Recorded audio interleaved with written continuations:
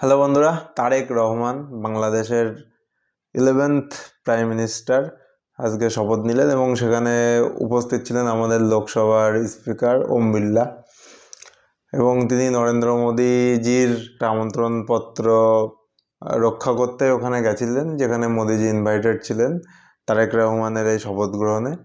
এবং ইন্ডিয়ার তরফ থেকে তারেক রহমান এবং তার ওয়াইফ এবং তার কন্যাকে ইন্ডিয়া ভিজিটের জন্য সুইটেবল টাইমে অনুরোধও করা হয়েছে, মানে রিকোয়েস্ট করা হয়েছে তিনি ইন্ডিয়া ভিজিট করতে পারেন। তার মানে এখান থেকে যেটা পরিষ্কার হচ্ছে যে ইন্ডিয়া বাংলাদেশের রিলেশন আবার নতুন করে শুরু হতে চলেছে।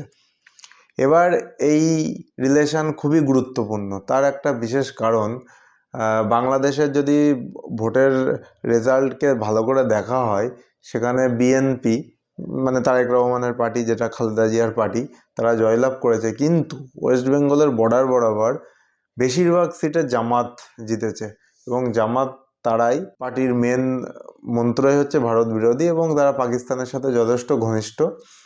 সেই কারণে ইন্ডিয়ার জন্য তারেক রহমানের প্রাইম মিনিস্টার হওয়া এবং তার সাথে এক বন্ধুত্বপূর্ণ সম্পর্ক মেনটেন করা, সেটা খুবই মানে কূটনৈতিক ব্যাপারে একটা গুরুত্বপূর্ণ পদক্ষেপ এবং সেটাই সেই দিকেই এগিয়ে যাচ্ছে।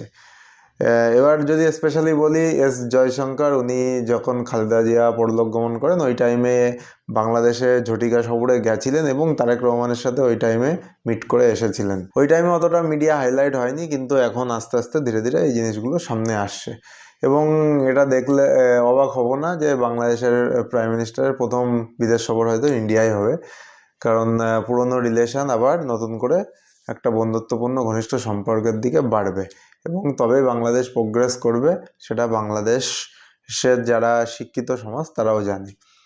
যাই হোক, এর পরে যেটা গুরুত্বপূর্ণ আরও বিষয়, এই সম্পর্কের অলরেডি যে ডেভেলপমেন্ট সেটা দেখা যাচ্ছে, কারণ বাংলাদেশের তরফ থেকে বিএনএস যুদ্ধ জাহাজ সেটা আজকে ভারতে এলো এবং বিশাখাপত্তনমে 18 ফেব্রুয়ারি থেকে একটা মহড়া করা হয়েছে, যেখানে চায়নাকে পাকিস্তানকে বলা হয়নি, সেখানে বাংলাদেশকে বলা হয়েছে।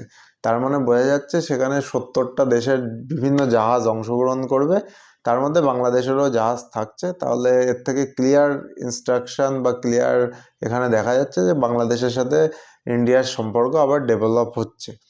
এবার মোহাম্মদ ইউনিস যেতে যেতে আবার সেই 7 সিস্টারের ওইটা উস্কে দিল যে বাংলাদেশের জন্য বিপুল বাণিজ্য সম্বন্ধ হেনাতেনা দেখা যাচ্ছে, সেখানে নেপাল ভুটান তার সাথে 7 সিস্টার উল্লেখ করলেন।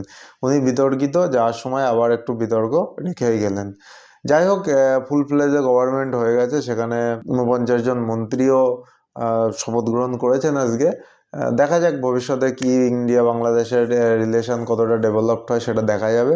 এবং ইন্ডিয়া বাংলাদেশকে যে 60 কোটি টাকা দিয়েছিল, আমার মনে হয় 60 কোটি টাকাটা 600 কোটি হতে টাইম লাগবে না, ওটা খুবই তাড়াতাড়ি হবে এবং সেখানে সাংস্কৃতিক বাণিজ্যিক বিভিন্ন আদান প্রদান হবে। এবার ইন্ডিয়ার ক্ষেত্রে বাংলাদেশ স্ট্র্যাটেজিক্যালি সত্যিই গুরুত্বপূর্ণ, কারণ বাংলাদেশের মাটিকে যদি পাকিস্তান অথবা চায়না ইউজ করে সেটা ইন্ডিয়ার জন্য যথেষ্ট চাপের, কারণ বাংলাদেশের চারিপাশেই আমাদের ইন্ডিয়ার ভূখণ্ড আছে, সেই কারণে এক্সট্রা ইন্ডিয়াকে ওখানে সবসময় নজর দিতে হয়।